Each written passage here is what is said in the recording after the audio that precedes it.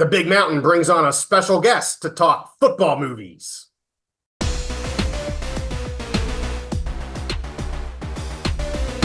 Sports movies are the best movies, and we're back on the Big Mountain to break them down for you. Hey, welcome back to the mountain. I am JY. This is my good friend Steve. And Steve, we have a special guest with us here to talk the best football movies ever made. We're going to talk about, I think you picked three, I picked three, and our special guest, TV Todd, has picked three. And I want Todd to tell you all about himself because he's legit, Steve. I'm not legit. You're pretty legit, but Todd is totally legit. So Todd, tell our viewers a little bit about yourselves, and then we'll have some fun picking football movies. Thank you for having me on the Big Mountain. I love this podcast, so I'm happy to be on it. I am Todd Schill. I go by TV Todd, but I am Todd Schill, and I am a entertainment lawyer and a television and film producer.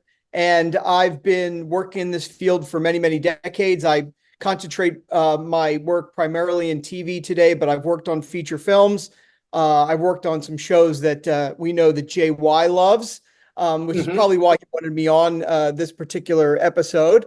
But yeah, that's what I do. So I do television shows for all the networks, all the streamers, and I love talking film. I love talking TV. So I was thrilled to be invited at being asked to be on the podcast.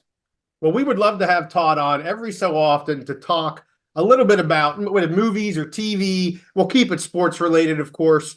He is a massive Philly fan, everything Philly. I don't hold that against him. It's tough sometimes. Oh, we might let him talk Sixers sometimes. I don't know about Flyers, though. I don't know if I can handle that. No, listen, let's be clear here. JY actually does hold it against me quite often. Cat's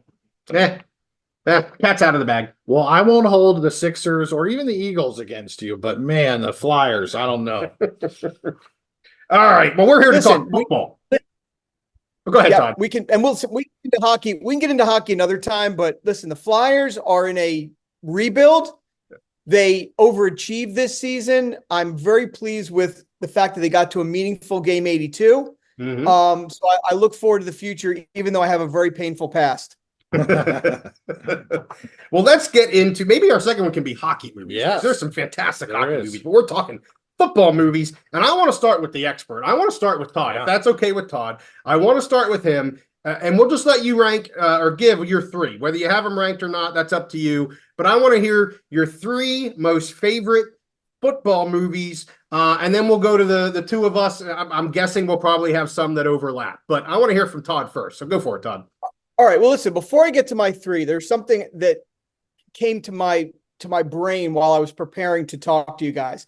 So as JY knows, my entertainment company is called 7577 Entertainment. The reason is the years 1975 to 1977 were the films and the TV shows where I got my love of this business and why I wanted to get into this industry.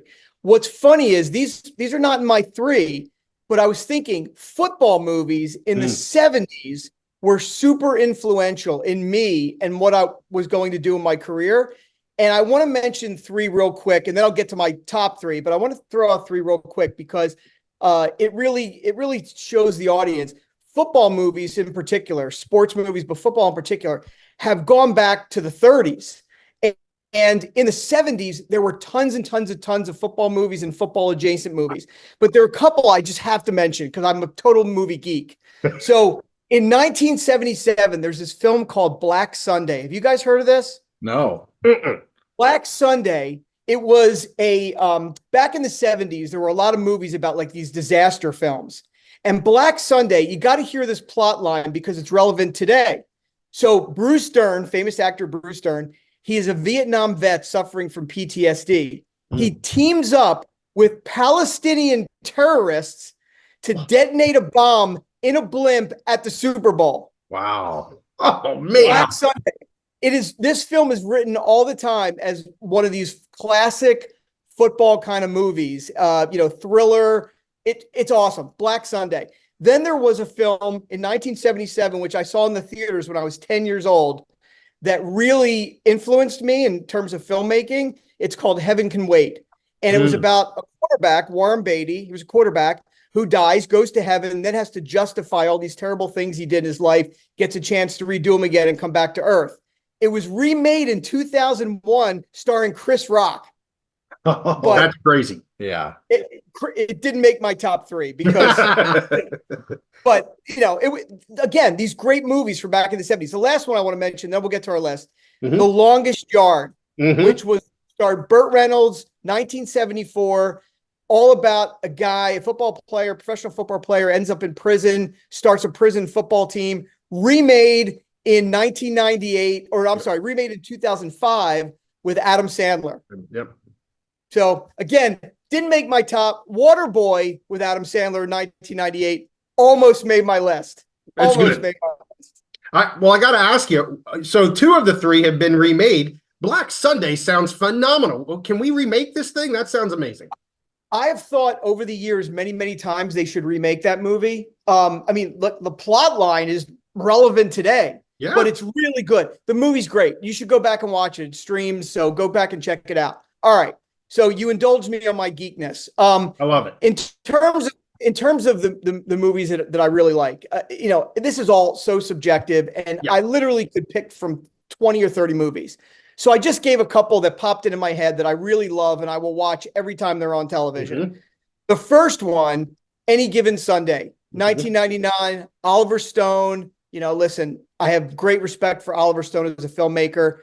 This particular film goes behind the scenes of the business of football. Stars Al Pacino, Cameron Diaz, Jamie Foxx. And I really thought it did a great job exposing the real business and the day-to-day issues that team owners, presidents, coaches all go through. So I love that one, and I'll watch it every time it's on. Mhm. The other one, which is Eagles related, I was going to put this in here. I had to put this in here. Invincible, 2006. Mark Wahlberg played.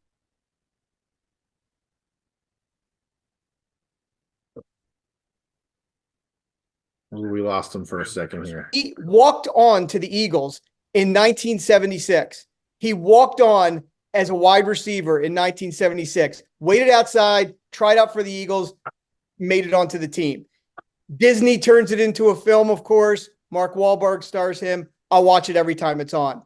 Can I interrupt you real quick and just say, Dick Vermeil, one of my favorite all-time coaches, the coach of the Eagles, portrayed great. I forget the actor's name, but I'm not a Philly sports fan, but I love that movie because of the portrayal of Dick Vermeil. Just awesome story.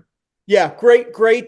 Yeah. And it's not easy when you make movies, especially like biopics, it's very, very challenging to get the casting right and to make sure you don't take the audience out of it. So listen, you're a huge Penn State guys, right? So when Paterno was played by Al Pacino, right? I mean, that was tough to watch. Casting has to be perfect. And I agree with you on Invincible. There was a lot of liberties taken with that story in terms of fictionalizing it a little bit, but the core of it is absolutely true. That he did have that opportunity. Anyway, all right. The third one I'm going to throw out there because I have a personal connection to it, and I happen to absolutely love the film, The Blind Side, 2009. I mean, probably up there is one of the greatest football movies of all time, and one of the greatest football stories of all time. Academy Award winner in multiple categories. I'm friends with, and I'm working on a project right now with the producer of Blind Side. His name's Gil Netter. He's produced a ton of amazing films. But The Blind Side is one that, no matter who I show it to, I showed it to my wife and my daughter, and everybody absolutely loves it. And I know that it's the subject of controversy right now. There's, a lawsuit going on right now by Michael Orr, who claims that, he was kind of robbed during this conservatorship and he wants to terminate it. And that he never received money from the family, from the film and the family and all that stuff. I don't know where that's all going to land. We're probably never going to hear about it because it's probably going to settle. But I will say this, being a lawyer for as long as I have an open mind all the time on every side of a story before, we know what really happened. Michael Lewis, the author of the book that became the movie, The Blindside Evolution of a Game, he came out recently and said that he does not believe Michael's claims. He said, look, I was around them the entire time. I know he got paid personally. I was involved in that. And I was around when he was living with the family. They loved him. He said he's stunned by these allegations. Wow. So, listeners, all keep an open mind, but I think it's going to be interesting to see how that plays out. Nevertheless, amazing movie. Great movie either way. Whether you can't. There's so many steps between what actually happened, the book was written, and the movie. The people that made the movie, they could only go by what's in the book and any other research they've done, and it's a fantastic movie. It's a great movie. Yeah. Well, and your list is phenomenal. I actually appreciate it because it doesn't match any of mine. Do you match any? There's one that he talked about that was on my list. Well, then why don't you go? Okay. Why don't you go next? We'll see if you match any of mine. Okay, so I will say I have several honorable mentions from his list, but they didn't make my top 3. So first of all, before I talk about my top 3, I'll say, as far as your point on The Blind Side, and to me, I think the best sports movies, I love sports movies. I mean, we're talking about football movies, but I just love sports movies. And the best ones are those that can appeal to everybody, not just the rabid football fans that are on the mountain every Sunday and Wednesday, but the whole family can sit down and watch. You can watch it with your wife, who maybe is not a sports fan, with your mom, with your kids. And because I think sports bring people together, and so the best sports movies are those that kind of bring everybody together. You can sit on the couch there, just have that good story. So The Blind Side, great example of that. So I'm going to go through my top 3. Yeah. So starting number 3, I actually have The Longest Yard, the original one with Burt Reynolds. Yes. I was a child of the 80s, and so I was born a little bit after the movie, but I grew up watching that movie. I absolutely loved it. For our viewers that may not know too much about it, it takes place in a prison. You have a NFL, kind of a washed up star NFL quarterback, goes to jail for stealing a car or something, and basically leads a team of prison inmates against the guards. So, I mean, who doesn't like that kind of story? Just a fantastic movie. And Burt Reynolds, man, just a badass actor, just a cool dude. And I just think it's a great movie. And the remake was just fine, but I mean, it didn't have Burt Reynolds. So, I mean, just a cool dude. Great pick, Steve. And I'll throw in a little piece of trivia in there. Do you know Burt Reynolds was in another football movie in the 70s that was very popular? Was it like back Dallas 40 or something? North Dallas 40 was North one. Dallas I think 40. that may have been Nick Nolte. Okay. I'm not sure. But there's a movie called Semi Tough. Oh, okay. It was Burt Reynolds and Chris Christopherson, who were football players that fell in love with the owner's daughter or something. Like, I want to say Joe Clayburgh. Joe Clayburgh was the actress, I think. And that was another one he did in the 70s of a football movie. Very cool. I think I'll have to find that this weekend. I'm stoked. Okay. So, again, child of the 80s, Burt Reynolds football movie, playing in prison, the prisoners versus the guards. It was just cool as growing up as a kid. So my second movie, as I grew up, so we were children of the 80s, but we went through high school and came of age in the 90s. And I think it was right at the end of the 90s, Varsity Blues. I know it wasn't going to win an Oscar award, but I mean, awesome football plays with AC/DC blaring, and everybody wanted to be that kid who was just going to go out the quarterback, call his own plays, tell the coach to get lost, and have fun with his friends. It's just a fun movie. My wife watched it with me; she loved it. It was just a fun movie. Football with AC/DC, it was cool.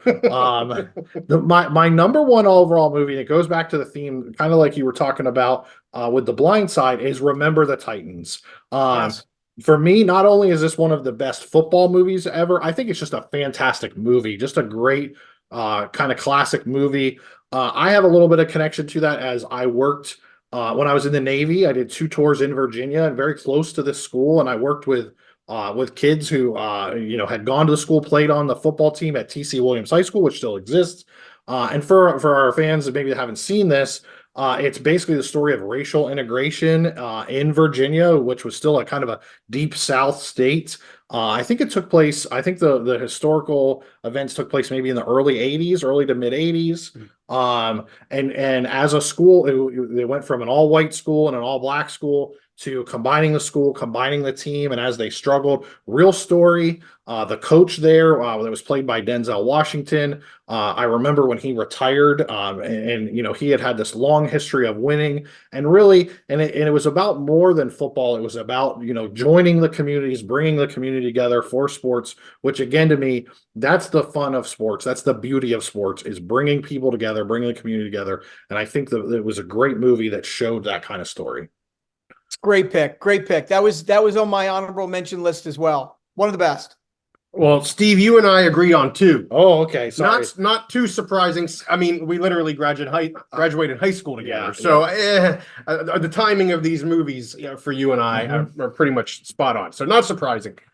So I'll start with the two that we agree on. Okay. No, I won't give this in any order. I'm surprised you said Varsity Blues. Oh, it's awesome. Because I did Varsity Blues as well. Hell yeah. I'm 10. I give it a 10. I mean, you've got Mox and Yeah. Billy Bob and Tweeter, and John Voight is the bad coach guy. Like, and the music in it, and it was made by MTV, right? Like MTV produced it. So it's that genre of late 90s MTV. But it was in my teenage years. I thought it was freaking one of the best movies. We were like 17, 18-year-old boys that came in, had a whipped cream bikini. I mean, whipped cream bikini. They went to a titty bar and came out and had to play football the next day. Listen to Hot for Teacher when one of their teachers was on the stage. I mean, it just had everything.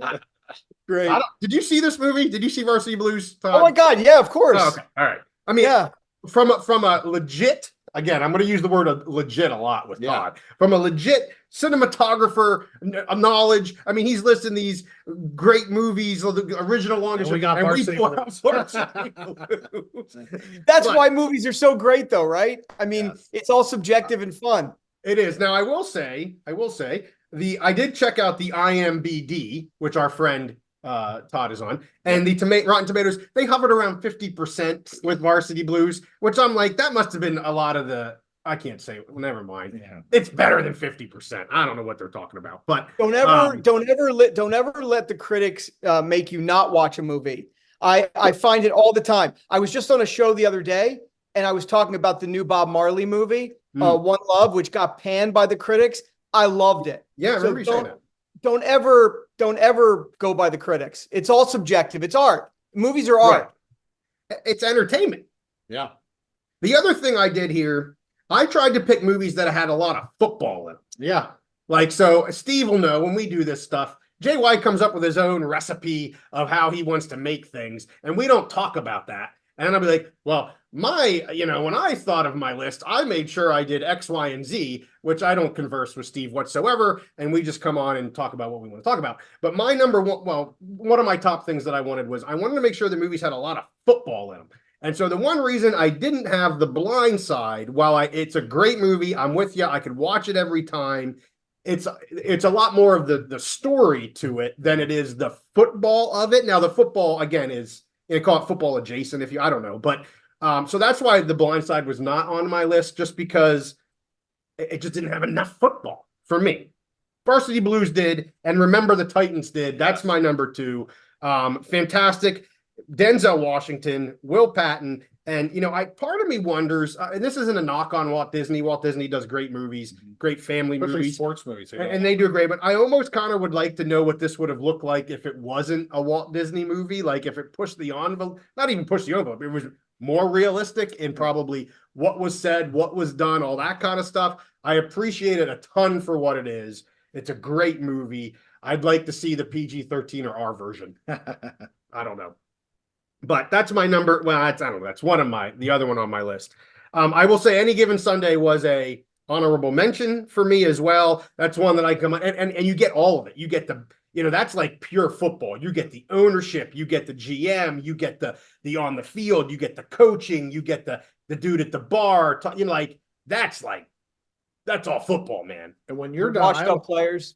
Yeah. When you're done, I have a follow-up question for Todd regarding Any Given Sunday, and then about another movie that I thought was similar, but I want you to finish first. So the other one, I have another honorable mention. I'll get to that last. The other one that is on my list, so Varsity Blues, Remember the Titans, and I gotta put it out here. Rudy. I figured one of you two was going to put Rudy on your list, so I stayed away from it.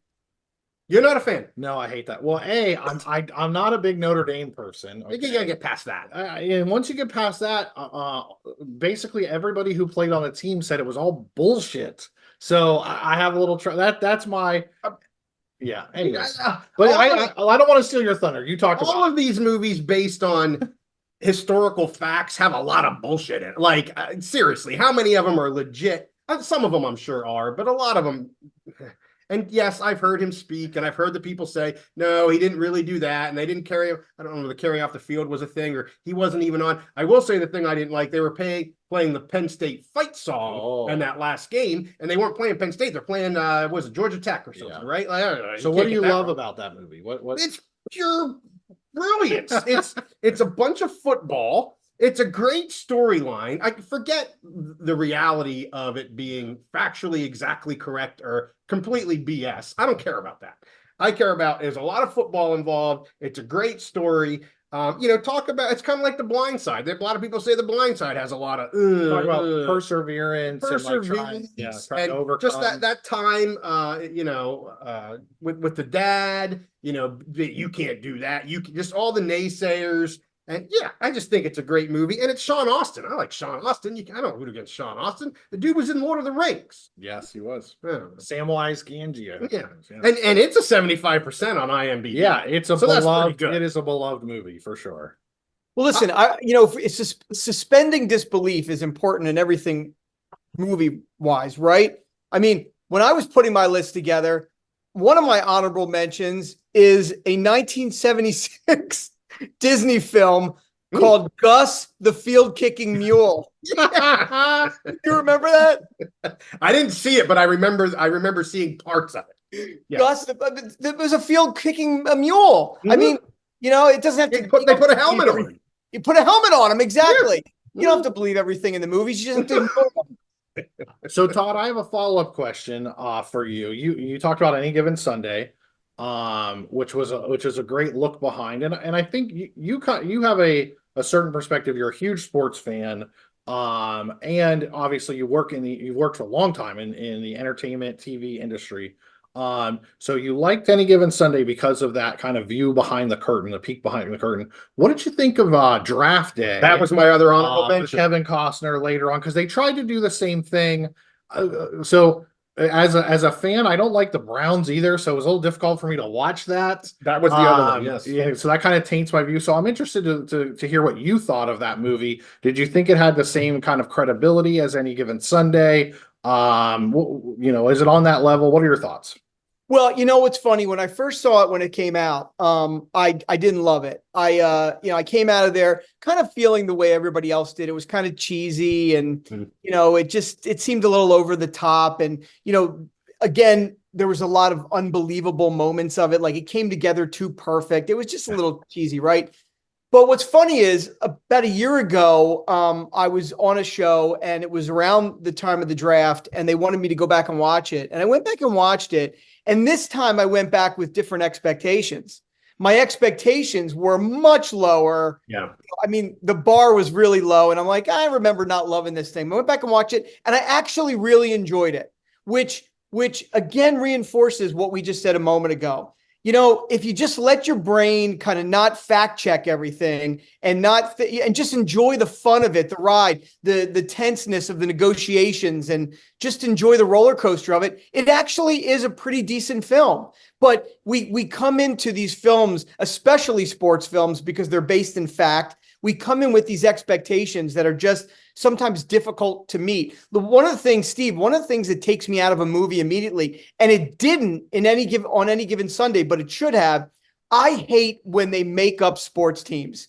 Yeah, I hate fake teams, fake logos, fake colors. And Any Given Sunday was what, the Miami Sharks or something like that? Yeah, something like that. You got to be a really good movie to overcome that for me, because that really bothers me. And that's why, like, Invincible, Blindside, I love when they use the real teams and the real colors and the real fans and that just means something to me.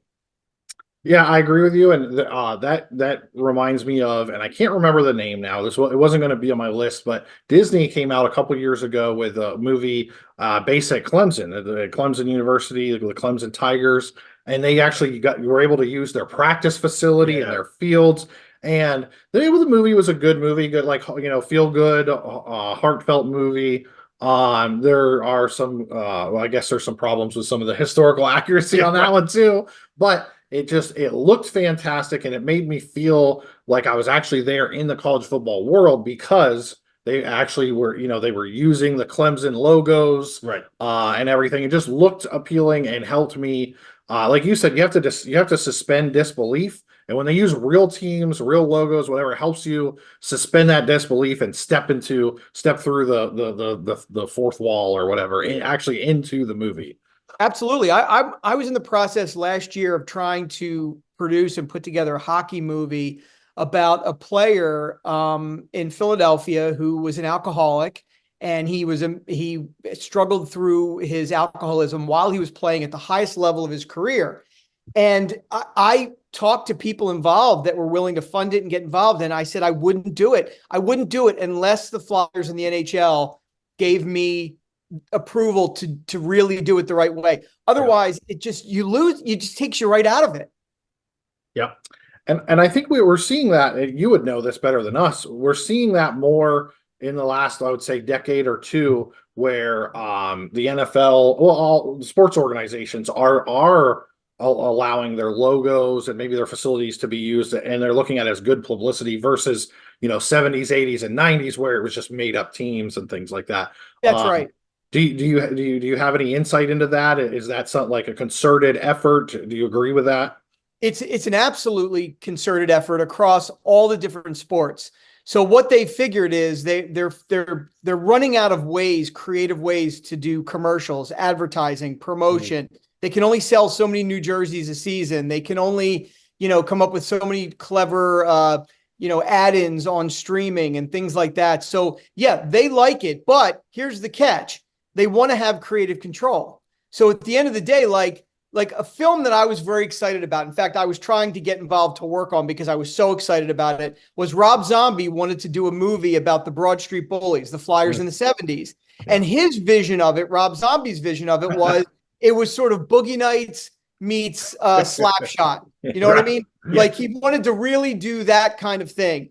And if you know anything about the Flyers in the 70s, they were exactly that. It was partying and craziness and drugs and alcohol, and they were winning Stanley Cups. That was the hitch. Rob Zombie said he could not get the permission from the NHL and the Flyers to tell the real story. Yeah. So if you're willing to give some creative control over to these organizations, they'll let you use their brand, but it's got to put them in some sort of positive light. Right. And I'm sure that's easier to do. Like with the Clemson situation, they're talking about a modern day atmosphere and a sports organization they have PR people, they're a little more polished compared to a 70s NHL franchise where the stars, it was like the prisoners running the asylum kind of thing. Absolutely. But it's a shame, because that would have been an amazing movie, and it would probably been closer to reality than most of the sports films that you see out there. I mean, Slapshot, we could talk about hockey films another time, but Slapshot was pretty darn close to the Flyers in the 70s. Yeah, I think maybe we got to do hockey next. I'm ready. Yeah. Because I got some good ones that I got to put on the list. So we did a draft recently of our 32, our Super League. Yeah. I almost think that if we do a hockey one, because there's going to be a lot of crossovers, maybe we need to do a draft of the best hockey movies where we can each pick so we don't overlap. Okay, and then that'd be fun. That'd be fun. I like that idea. So I feel like let's go 5. We agreed on. What did we agree on? Remember the Titans. We agreed on Varsity Blues. People might be shivering about that. Any Given Sunday was an honorable mention, so that's got to be on our list, right? There's 3, and I'm with you on Blindside. I'll go Blindside. So there's 4. Who am I missing? I'm going to say, how about Longest Yard? He mentioned Longest Yard? I had it on as a number 5. Just a classic football movie. Okay. Absolutely. There we go. So Varsity Blues, Remember the Titans, Any Given Sunday, Blindside, Longest Yard. Original. It's a great list. That's a solid list. I think if anybody goes back and watches that, you got a little something for everybody in there. And again, so subjective. There's tons and tons of these movies, but that's a great list. So before we head out, I got to know: is there anything right now, Todd, that we should be watching on TV? If I had to say, hey, I got only time for one season of something that's happening, what should I go watch right now? All right. There's a few I could go, but I'm going to go with one because you asked for one. I asked for one. Right now, I think the top series out there is a Netflix series called Ripley. Okay. I'll write that By down. far, people are going nuts over it. I love it. So what it is it's based on the novels from the 50s about this con artist, Thomas Ripley, who assumes another person's identity. And it takes place way before the internet, technology, etc. So you can get away with this stuff a long time.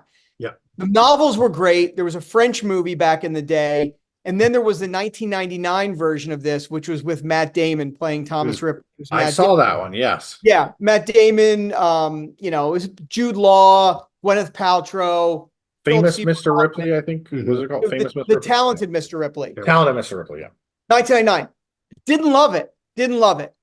I absolutely love this new series. It's incredible. It's about 8 episodes long. It's all shot in black and white. It's very Alfred Hitchcock.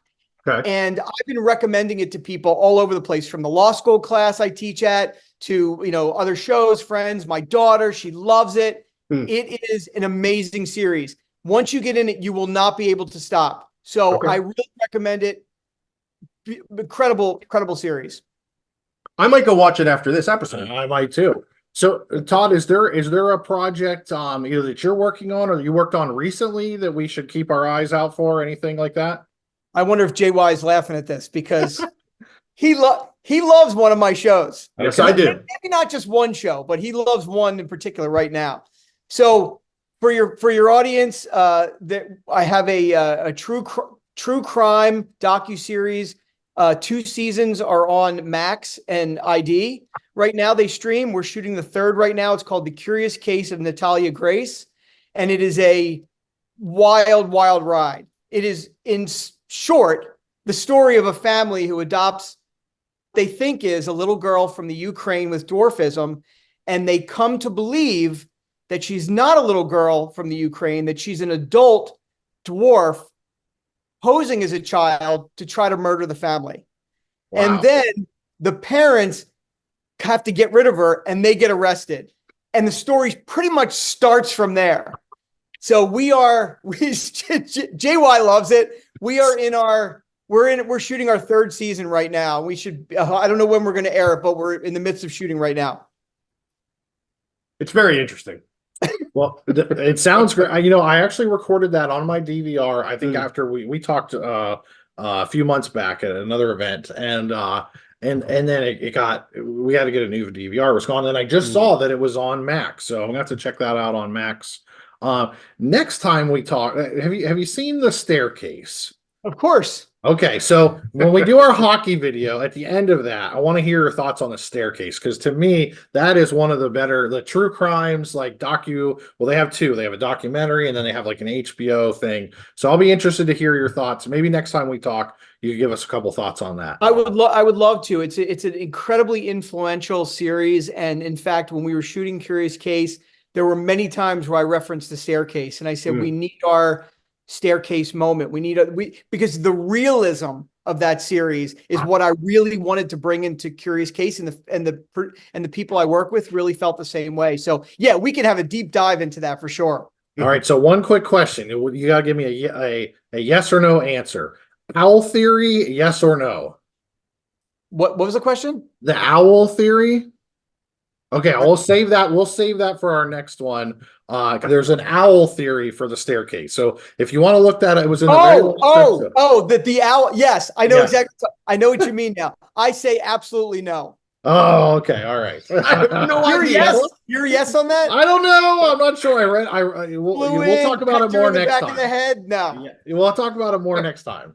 Yeah, I am cut out of You're this. going to have to watch. You guys keep going on that episode. Before we That's record amazing. the hockey movie episode, you'll have to watch The Staircase. All right, I'll watch it. I will watch The Staircase. And I will watch the Natalia Grace series. I did watch that. Okay. I'm watching Ripley and I'm watching Staircase. Okay. I got it written down. I'm good to go. Todd, Awesome. thank you very much for coming on the Big Mountain. We're going to do this again because we like to have fun, and this was a lot of fun. We hope you guys enjoyed it as well. Make sure you give this one a like, subscribe if you like this content. We're going to have TV Todd back on here in the near future. Probably talk hockey movies. Why not? Yeah. Because it's fun. So, hey, with that, we'll see you guys next time on the Big Mountain.